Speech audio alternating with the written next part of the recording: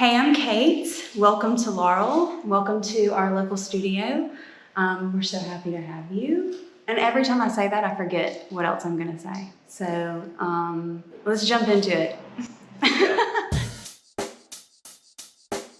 Check the mic and make sure it sound right, boys.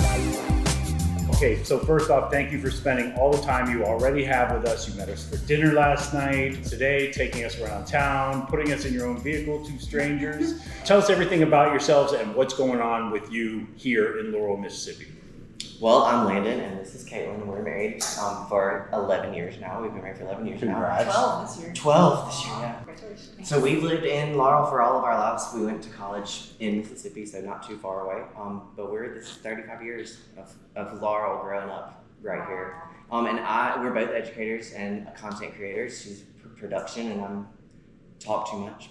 And so that's where You're being very humble right Oh, now. you are being humble. Okay, so you have a really large social media following. What's your page? What's your... We have built the page Landon Talks on Instagram and TikTok, and on YouTube it's turned into Landon Talks a lot. Let's discuss being tacky in the South. If you are from down here or you've lived here long enough to fit into the Southern social strategy, then you know that you can be called tacky. Here are some things I've heard the blue-haired ladies call tacky. Too many ruffles on an outfit. Wearing your garden shoes outside of your property. Socks with sandals. Wearing white to a wedding. Wearing revealing clothing at church pretty much generally. That might get you called tacky to your face, which is basically a Southern lady punching you right in the nose. So check yourself before you wreck yourself with that tacky attitude. Around February, I started talking about Southern stuff and life in Laurel and things that we do and the idiosyncrasies. Good. Idiosyncrasies. You got it. You nailed it. Of the South. And it just really took off and it resonated with a bunch of people. And now we're working on it together. She's got the knowledge of how to edit things and make it more professional than I do, and I don't mind talking at a glass box for a long time. Let's discuss gossiping in the South. Now, in the South, we would never gossip. I would never talk about you. But what I would do is put you on the prayer list. God bless her heart. Well, we just need to pray for her because we need to keep her in our prayers because slander. We don't gossip. We would never. That is a sin. You went viral, and now where are you today? How many subscribers? So how I many think followers? Today we're at like 238,000 on Instagram and somewhere around 70,000 on TikTok. Nice. We just launched a YouTube channel and are up to about 3,500 subscribers in a few days. So that's fun. We're gonna play with that some more and play around there. That's awesome. But it's just all really strange. One, because I've never considered myself a super Southern man, like Dude. Southern dude. There's like very masculine men here. I've never like fit that niche of person. And I've even been like resentful about that in the past and felt like I didn't belong as part of here. So for me to be like presenting the South in this way is not what I saw coming. Right. But it's not only connecting me with people that I grew up with and that I love and like my family in a way, like it's helping me see them more than it's not just are they seeing me celebrate them. I like am seeing them for the first time in a new perspective, and it's giving me something to celebrate versus be upset about. So it's really strange. And it seems like the people in the comment section are probably experiencing the same things, like the conversations that are happening. Yeah, you can tell the connections that are being made, which is really, really cool. We've connected to audiences of people that are very different, and Laurel is a place with a bunch of dichotomies. It's a blue city in the middle of the reddest state, and that's a lot of Mississippi is that way, honestly. And there's so much to celebrate, and it's opening that up. And so now we've got these two groups in the comments respecting each other. I've only deleted one comment thread, not the whole comment thread, just like one comment with a few comments underneath it for being too ugly. But the rest of it, and there's opposing views. So this is the Carriage House. On the show Hometown, they film a lot of the artist segments in this building. You were actually on one of those episodes. Can we talk about it a little bit? So I actually started painting in here years and years ago. I took a Wyatt Waters watercolor class. Yep. So that's kind of where my style originated, is in here. And then I forgot that even. Yeah, it was full circle to come back and film Hometown in here. And I painted a few portraits for one of the episodes. And so this is where we filmed talking about these portraits. the whole thing was portraits, right? Like she did portraits for the people, and there were portraits everywhere, and there was one cat. It was not in the whole thing, not the main feature. Nobody mentioned the cat. So that when the show aired, we were like, we're gonna get orders, and we kept seeing the orders, and it was like, what, 18 cat orders? People love cats. They just wanted that cat Are you so serious? much. On the portrait Yes, show I of could the probably cat. make a living off of cats. So cats. Wow. But a lot of people want you to put their like baby with their dead grandma, or like their, Memorial paintings. Yeah. And so for a while, we were just like haunted by all these dead people like holding babies in our house, because you live with the paintings So for a eloquent. while she's doing it. Yeah, So I'm, yeah. I'm pleased to Well, move and on to spending cats. so much time with a painting is very intimate, and so it just took a lot out of me. That's interesting. I've never heard of Well, that type of painting That before. sounds like Have a you? Southern thing. But so there's that side, but then there's the other side of things where you might get assigned a color if you're in the family for the funeral based on like your position in the family, and not the hierarchy, but like, are you the grandma, are you the aunt, are you the sister? There's a whole thing with that, and it's just whatever community you're part of. Interesting. Wow, some people just show up to jeans at funerals I've been to, and I'm like, Well, I'm from Ohio, yeah. My so- lord. if someone showed up with a pair of jeans on, what would happen? Well, that you would come in, nobody would kick you out, nobody would say anything. You might get a few like You would get looked at, and definitely we would discuss it afterwards. you would know. You would know something was up, You would feel it. like you would know, but. There'd be an interview. It's just a balance. It's a balance of like being forth. We like would never say it out loud. Right. So it would be how we told It'd you. be like a. You just. That is very I good. wish I didn't care like you do. My goodness, that kind of a thing. You know? look so comfortable. Oh yeah, Just the wear back what end. you want to. I wish I didn't care like you do. Yeah. You just wear what you want to. You've been so brave always. For real. She just marches. I bet you I've gotten a few of those, and I just didn't I even realize actually it. think you Yeah. have gotten Yeah. a few of those. Yeah. Interesting. For today, just getting together with you two, I changed my outfit 5 times. I'm not gonna lie, because it was first gonna be shorts, and I was like, oh no, I cannot show my legs because I don't think they show their legs in the South. And then if I show my legs, they better be good, and I know there's cellulite. And then it's the shorts itself. No. I can't be Literally denim. went through the They same thing. I was like, I'm just gonna stick with pants, even though I shaved my legs. I was like, I'm still sticking with pants. Well, and then like with us, we're artists and really loose.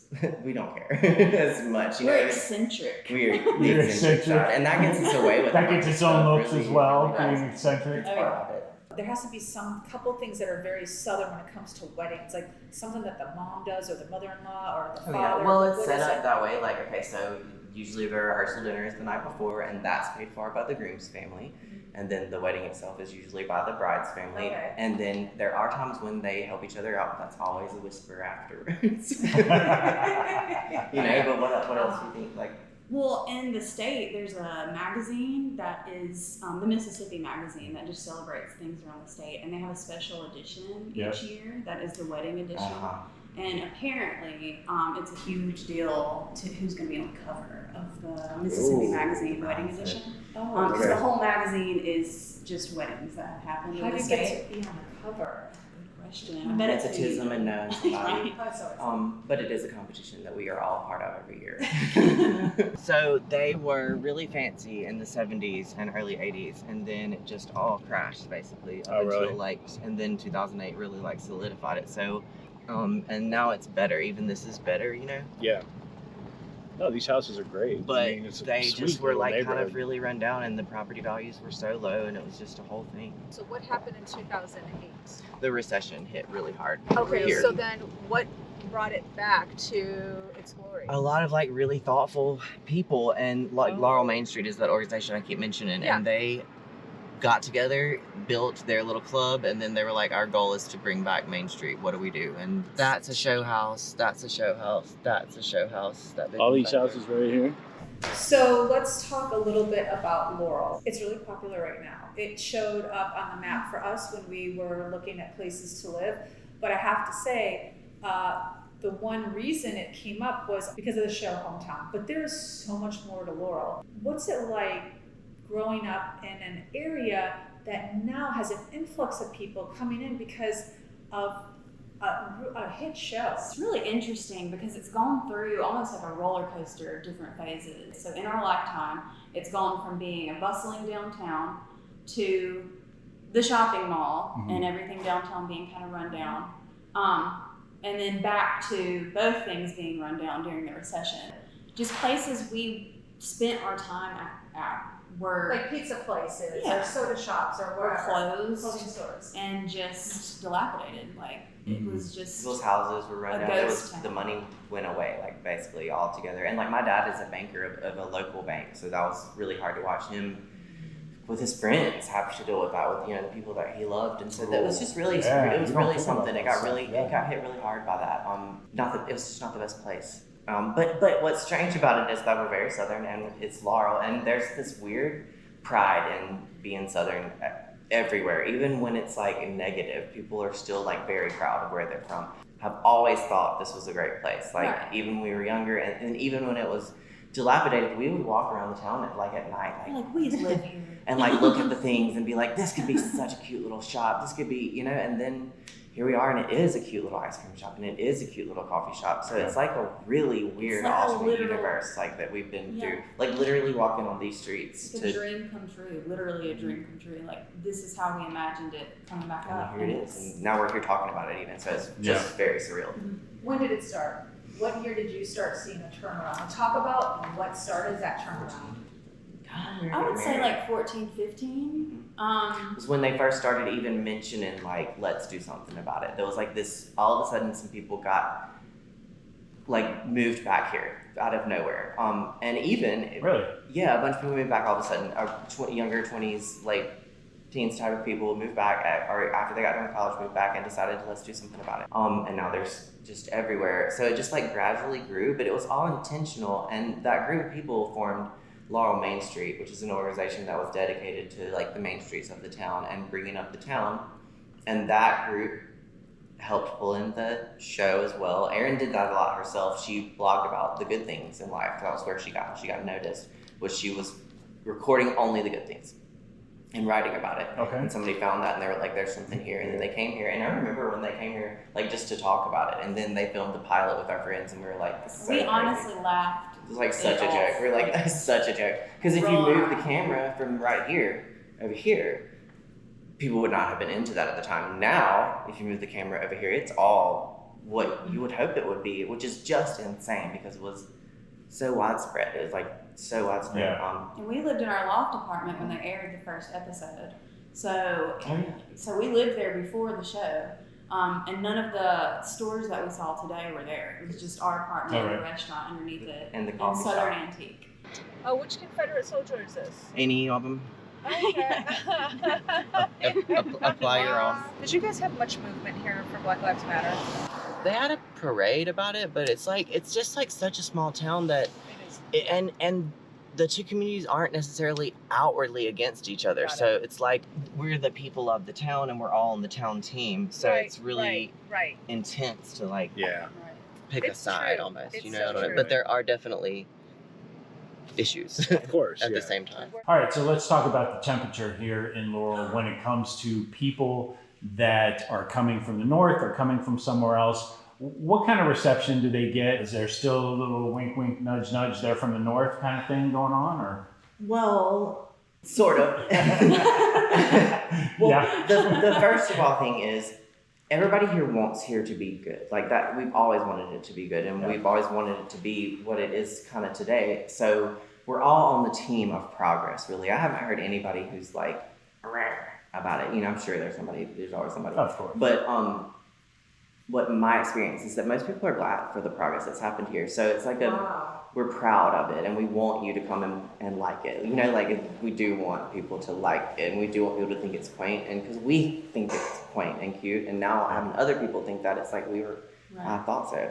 The code, the Southern code, is for people who know it and who grew up in it. Like if you came here and did not know to take your hat off as you're coming into the service, nobody's going to say anything to you about it, and we're not even going to be mad about it if you don't know. So there's not like That clues us in that you're not from it just here. lets us know. But that means you're almost exempt from like the judgment of it. Like we're judging each other. I'm judging because I knew your mama, You know better. and I know that your grandma would not let you out in those pants or like wear it, put your face on before you Right. head out to the gas Right. station. But that's not for everybody. That's for like the people that you know. So it's different. It's like, yeah, there are these standards, but like you could come here and never know that you did something wrong, and nobody would even tell you unless you lived We're here just for the like, oh, longest they're time. not from here, so they Right. don't So know any it better. really doesn't matter. And I would say anybody that comes to town, we know they're not from here, but you would never be met with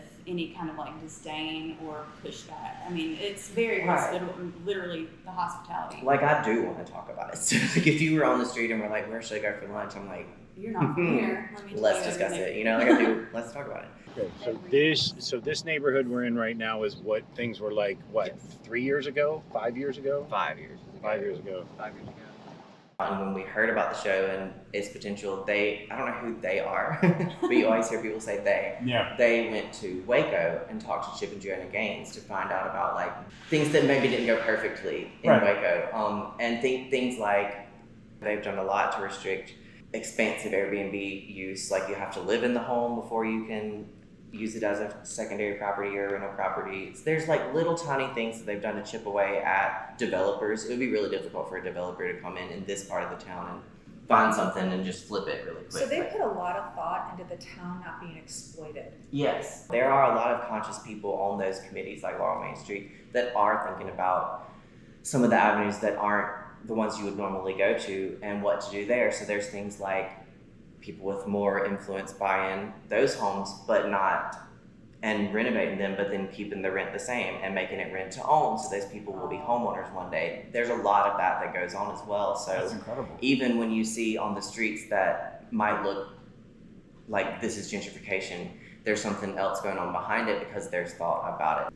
How's traffic been since the show took over the town? I was just complaining the other day because Well. at our biggest red light in town, the biggest red light, it was backed up all the way to the country club, and I could not believe it the other day. We're like, we knew this was It gonna took happen. me 3 red lights Ooh. to get through the red light. I had to wait 3 times, and You need to write a letter to I somebody. just A sternly worded just letter. might write somebody, I don't know. So that was the whole thing. But they put in 2 roundabouts downtown. You've seen them. Yeah. Those are new. Those look those new. are new. They are new. And they were there before, but then they took them away and made them like 5-way stops. It was a whole thing. Ooh.